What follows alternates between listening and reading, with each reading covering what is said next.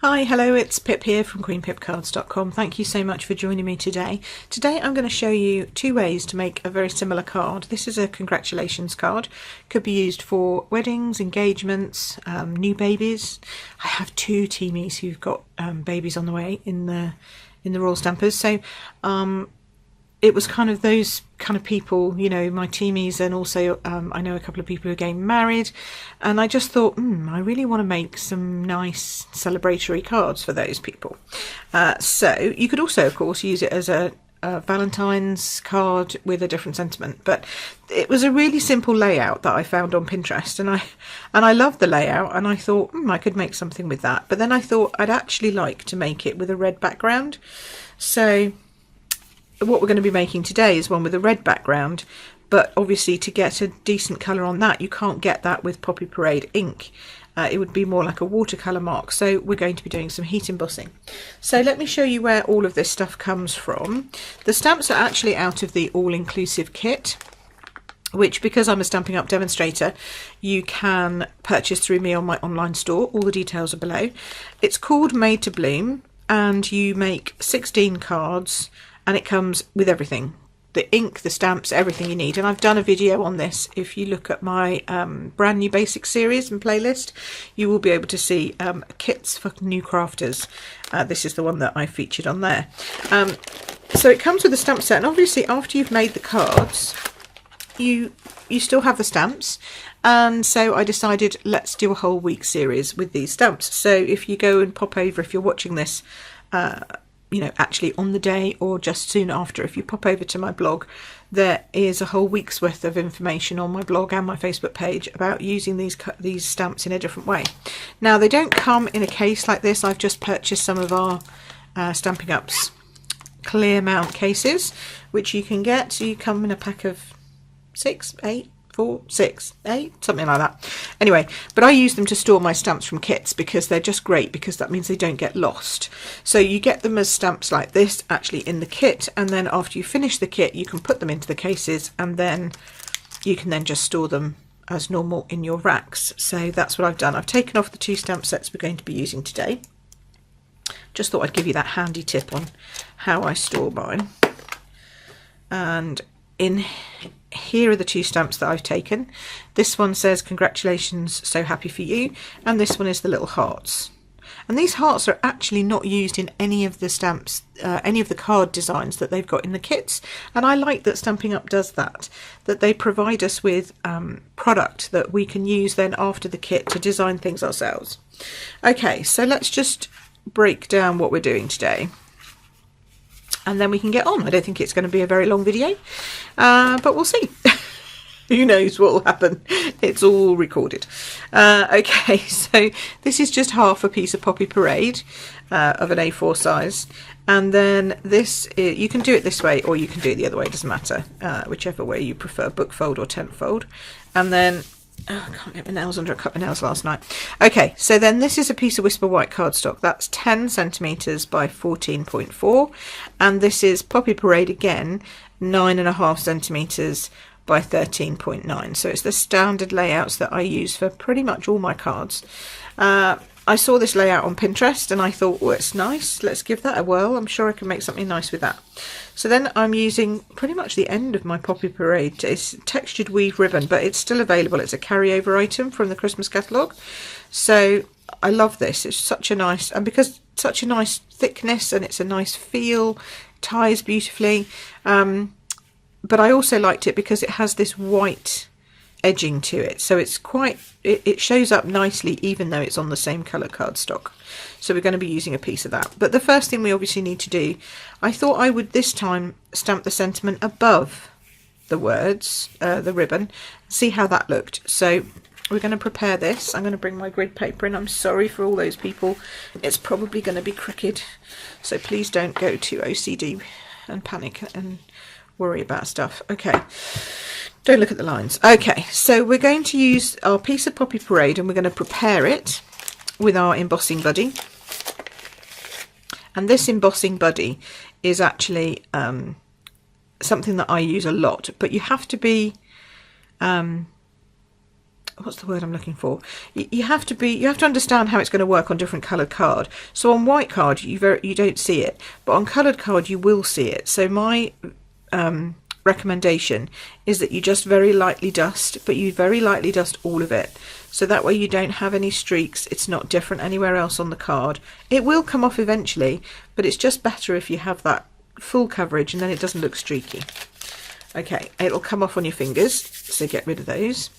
And then we're going to use Versamark. Versamark is a watermark stamp pad. It's pigment ink basically. It's just very gluey. It's not actually a glue, it's glycerin I think in it, but it's sticky. And we want that because we want to ink up our stamp just as you would normally, so don't press too hard. You just got to make sure that you get good coverage. So I normally tap it quite a few times all over, and you can kind of feel that it's sticking. You can hear that that's tapping.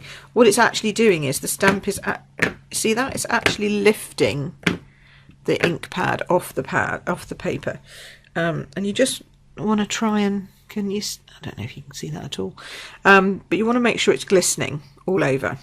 Okay, and once it's like that, it's ready to go.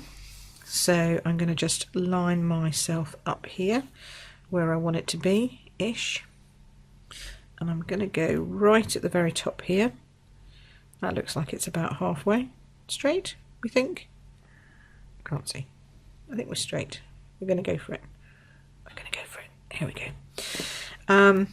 And you'll notice I didn't put my pad underneath, which I probably should have done. I'm just going to hold it to let the Versamark soak in. I'm not actually putting much pressure on it at all. I'm just holding it like that and then lifting off. Yeah, that's not too bad. Now, I don't know if you can see that, but it has actually left a watermark image of the words in there. Okay, so we're going to then swiftly, before it dries off, you have got some time, because it's, hang on, this is going to be noisy, hold on, sorry about that. You have got some time because it is a pigment ink, so it won't dry very quickly. And then I just store my white embossing powder here in my little Chinese takeaway pot, which I got from Poundland or Pound Shop or something like that. We're just going to tap that on. Just going to make sure it's covered nicely on the words. Make sure it sits for a minute. There we go. But what we don't want is we don't want it outside the words. Just make sure those have all gone. There we go. So now we've got that powder on, and now we've got time because the powder's on, so we can just wait while we repot our powder into our little pots. This is why I like these so much, because there's no wastage. And then you can just pop your lid back on. There we go. Pop that on, and off we go. So that's another little tip how I keep my embossing powders. So then we're going to use the heat tool, and I apologise, this is going to be noisy, so I will go silent, but just try and watch the white and see how it goes from kind of a dull to a shiny glossy white. So there we go. See how glossy that is now, how shiny that is. Much nicer. So that's come out nice. Now it will buckle. There's really not much you can do about embossing because you're heating the fabric of the cardstock, so there's not much you can do about that. We just have to kind of cope with that. So that's going to go on there, which is cool. I'm going to get rid of this. We don't need the grid paper anymore. Get rid of that just in case it's got some embossing powder on it. It gets everywhere, that stuff. Okay, but thankfully not everywhere quite like the backs of dimensionals, which end up in underwear and all kinds of things. So I'm going to put that down straight onto there. So where's my glue? My trusty multi-purpose glue. There we go. Oh, that's a bit icky end, isn't it? Oh, I need to clean that. Hold on. Spare bit of paper. Just pull that end off. There we go. Just so it doesn't get on your projects and stuff. And then we're going to go straight in. I don't know why I do circles at the end. It's just something I've always done. So there we go. Before you ask, because I know you're thinking, why is she doing those circles? Are they important? Do they add something? Not really. They're just the way. It's just the way I do my glue. Always do my little circles. It's probably some OCD thing from earlier on in life. Okay, so there's that. Then we're going to put the ribbon on. So we're going to need snail for that. So the snail is going to sit, let's see, the ribbon's going to sit just under here. I should have left my grid paper, shouldn't I, so that I know where I'm going. Hold on. Back we come. Because I like to line things up with my grid paper. Right, so we're going to start over here. We want it to be, in fact I think that needs to be a bit higher. Just a bit higher. I'm just going to put the ribbon just underneath where the words are. So I'm going to go from here. No, a bit lower, right on that join there. No, it's going to have to be, I was right the first time. I don't know why I questioned myself. There we go, because you need to have space for the circles. So let's see, how big do they come up? Yeah, we could go a little higher, I think, but not much. Just sort of there-ish. Yeah, okay. And then I'm going to just check where I am with my ribbon. So pop it down on my grid paper, check where my first one comes to.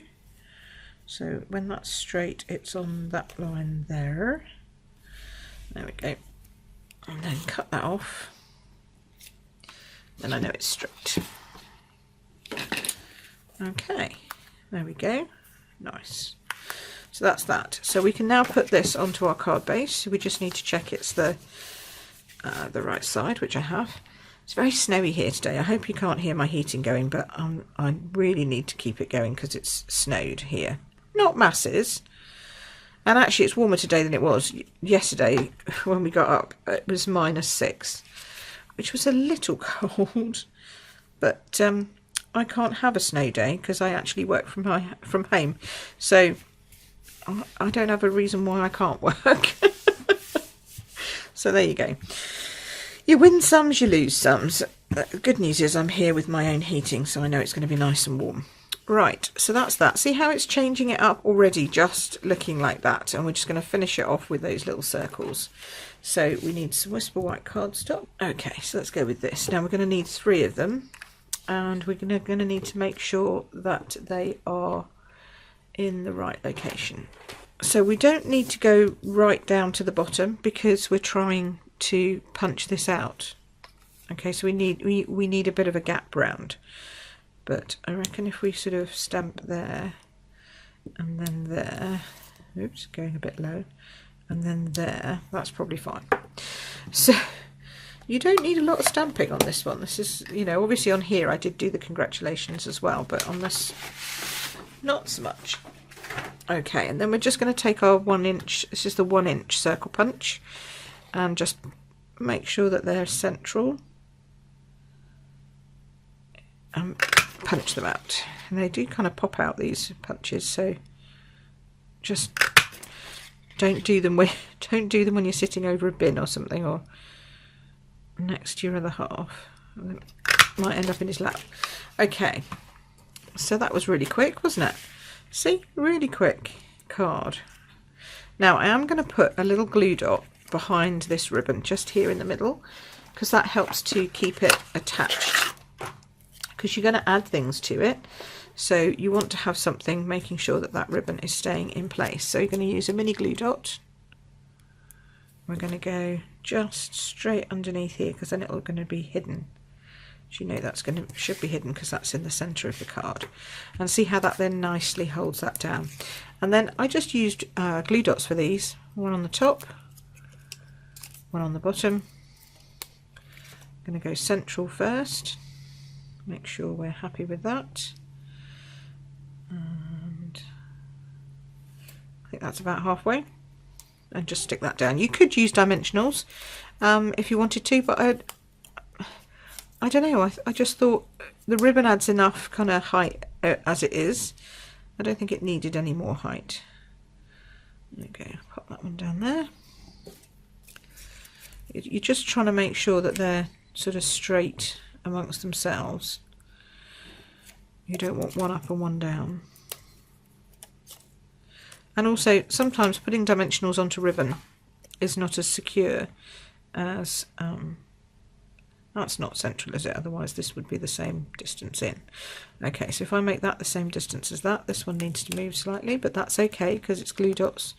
You can, onto ribbon, you can just get away with it. Okay, so we're happy.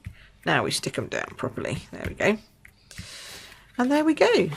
So how quick was that? And that was with heat embossing as well, which is slightly longer. Obviously this one was about a 5-minute card, and that one's about a 10-minute card. So there you go. 2 ways of making a lovely congratulations card using the Made to Bloom card kit stamps. Pretty. Tell me which one you prefer in the comments. Let me know what you think. I'd love to hear from you. And yeah, thanks ever so much for watching. Because I'm a Stampin' Up demonstrator, you can pick all of the items up that you've seen here today in my online store.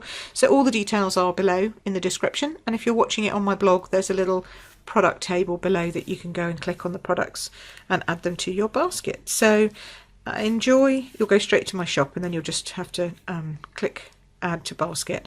So happy stamping and heat embossing with the Made to Bloom kit, and I will see you again soon. Alright, thanks so much. Bye bye.